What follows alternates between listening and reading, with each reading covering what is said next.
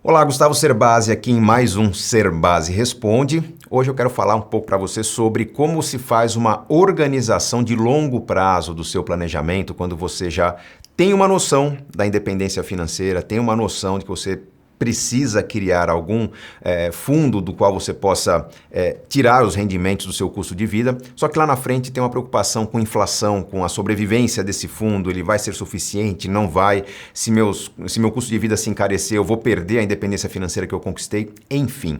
Tudo isso vem da pergunta enviada pelo Rogério Segala Lopes, que questiona o seguinte, a questão dele é um pouco complexa aqui, eu vou tentar traduzir para você. É possível alcançar a independência financeira se os seus investimentos lhe derem o valor que você gasta mensal em dívidas e diversão e ainda sobrando 20% reinvestido?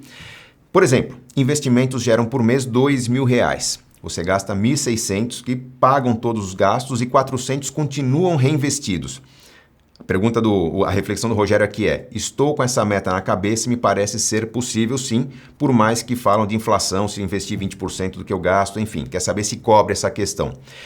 Rogério, é o seguinte, sua preocupação é, você quer ter um montante de investimentos, esse montante vai gerar um rendimento, você quer viver com esse rendimento e você espera que o patrimônio continue crescendo e acompanhando a inflação. Você está muito correto no seu raciocínio, porque as pessoas erram quando, por exemplo, lá na frente tem R$1 milhão de patrimônio, esse 1 milhão rende, digamos, 5 mil por mês, e as pessoas adotam um padrão de vida de 5 mil reais por mês. Qual que é o problema?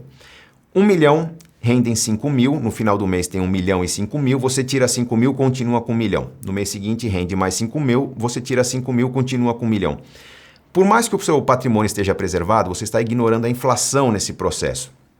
Qual que é o problema da inflação? O problema é que hoje o que você compra com 1 milhão não será a mesma coisa que você poderá comprar no mês seguinte, porque aquilo que custa 1 milhão hoje vai custar mais do que 1 milhão daqui a um mês. E quanto mais passa o tempo, mais a inflação corrói o seu poder de compra. Então, como o Rogério bem coloca aqui na reflexão dele, tem que haver o cuidado de corrigir o patrimônio. Se o meu milhão se transforma em 1 milhão e 5, a inflação foi de 0,2% ao mês, na verdade eu preciso, para preservar meu patrimônio, manter na minha conta não 1 milhão, mas sim 1 milhão e 2 mil reais. Eu só posso sacar 3 mil. Essa é a conta correta. O que o Rogério propõe aqui é que do rendimento que ele tiver, não importa qual seja, ele quer preservar 20% do rendimento e sacar o restante. E com esse cálculo não dá para saber se o Rogério está ou não se precavendo contra a inflação. Porque no exemplo que eu dei agora há pouco, 1 milhão se transformaram em 5 mil. Você preservou ali 2 mil reais para manter o seu patrimônio atualizado, você tirou 3 mil apenas. 2 mil reais sobre 5 mil é 40%. E a gente vê que 40% nessa conta seria necessário, não os 20% que o Rogério propõe, para manter o patrimônio dele em dia.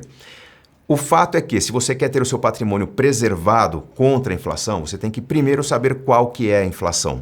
Não é uma resposta simples de se dar. Você pode acompanhar a inflação pelo IGPM, pelo IPCA, pelo índice de preço ao consumidor de algum país, né? Você está vivendo num país fora do Brasil, por exemplo. Pode não ser suficiente esse acompanhamento, por quê?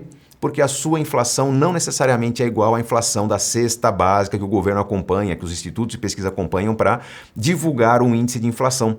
O seu gasto não varia como o índice de inflação. Você já deve ter percebido isso em várias situações aqui no Brasil, em que se diz que a inflação no mês aumentou 0,2%, aumentou 0,3%, e você fala, puxa, mas esse mês eu tive correção da escola do meu filho e o meu orçamento ficou 5% mais caro. 5% não é 0,2%.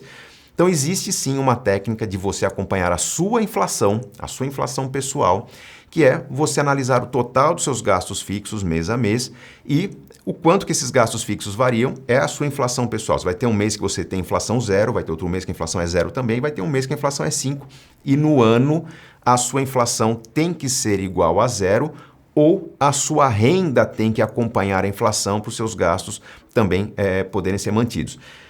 Como fazer isso?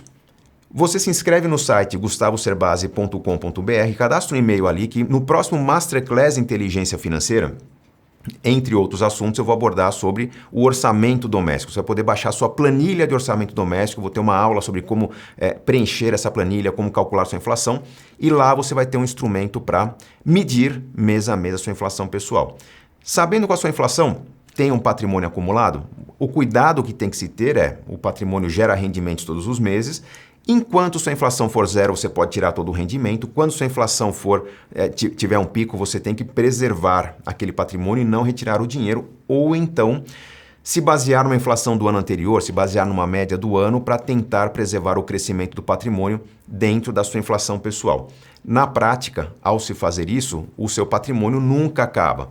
Existem outras possibilidades, você pode, por exemplo, já está lá aposentado com seus 65, 70 anos, você faz a conta e percebe que para preservar o patrimônio, o dinheiro que você pode sacar é muito pequeno, não permite manter os seus gastos.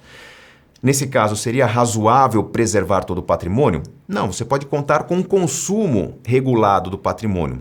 Por exemplo, eu posso fazer uma estimativa bem otimista e considerar que meu patrimônio pode ser consumido e chegar a zero até os 120 anos de idade. Vou viver até os 120? Pode ser que não, pode ser que sim também. Então, na pior hipótese, matemática, na melhor hipótese em termos de vida, mas na pior hipótese matemática, você consome o seu patrimônio, ele se esgota aos 120 anos de idade. É uma conta que a gente costuma fazer, permitindo às pessoas consumir gradualmente um patrimônio que não vai faltar, mesmo num cenário mais otimista. Então, na prática, o que se faz é: você vai ter no futuro uma renda pelo INSS, uma renda complementada por um plano de previdência, um fundo de pensão. Essas rendas somadas são poucas.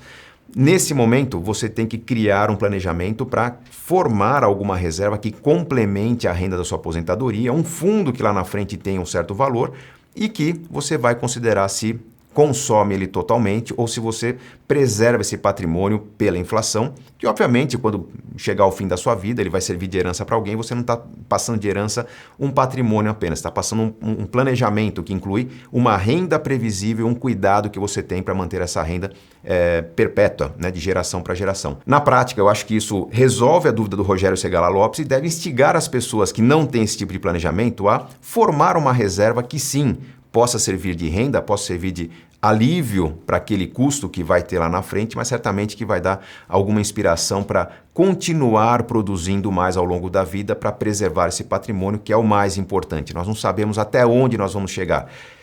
E, obviamente, quanto mais tranquilo, quanto mais tranquila você estiver em relação ao seu futuro, mais isso vai beneficiar a sua saúde, permitindo que você viva mais. Então, pessoas que se planejam são pessoas mais tranquilas, são pessoas mais seguras. Isso deve exigir delas um cuidado redobrado da preservação do seu patrimônio para que essa tranquilidade não falte amanhã. Espero que todos vocês tenham um futuro muito tranquilo e que essas orientações estejam ajudando. Sucesso a todos!